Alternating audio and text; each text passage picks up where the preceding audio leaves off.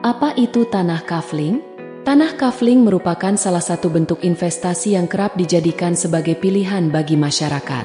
Selain harganya yang kian melambung tinggi, tanah kafling juga tidak memerlukan terlalu banyak perawatan. Berbeda dengan rumah maupun apartemen berbentuk properti, tanah kafling adalah bagian tanah yang telah dipetakan atau dibagi dengan ukuran tertentu. Ukuran tersebut dapat dijadikan sebagai bangunan maupun rumah. Menghasilkan capital gain yang menjanjikan, tanah kafling tetap ramai peminat, terutama jika berada di lokasi strategis. Kenali keuntungan berinvestasi tanah kafling. Bagi Anda yang tertarik untuk membeli tanah kafling sebagai instrumen investasi maupun dijadikan bangunan, ini beberapa keunggulan yang bisa Anda dapatkan. Itu capital gain yang menjanjikan. Capital gain merupakan keuntungan yang diperoleh seseorang dari penjualan properti, di mana harga jual tersebut lebih tinggi daripada harga membelinya. Ketika ingin menjual properti kembali, harga yang didapat bisa sangat menguntungkan karena memiliki capital gain yang besar. Alasannya, terdapat kenaikan harga yang cukup tinggi saat nanti Anda akan menjualnya.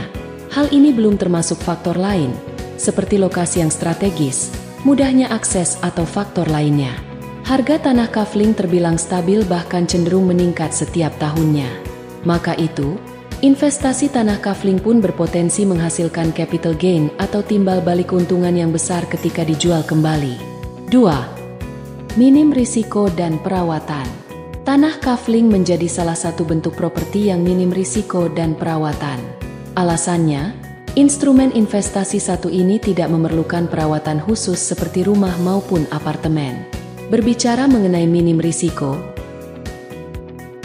tanah kafling Anda tentu terbilang aman apabila tanah yang dijadikan investasi sah secara legal dan memiliki dokumen lengkap.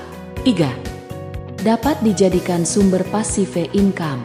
Properti umumnya akan menghasilkan dua keuntungan, yakni sebagai investasi jangka panjang atau bisa digunakan sebagai sumber passive income.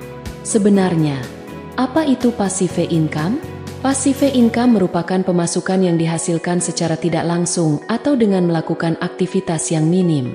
Tanah kafling dapat menghasilkan passive income.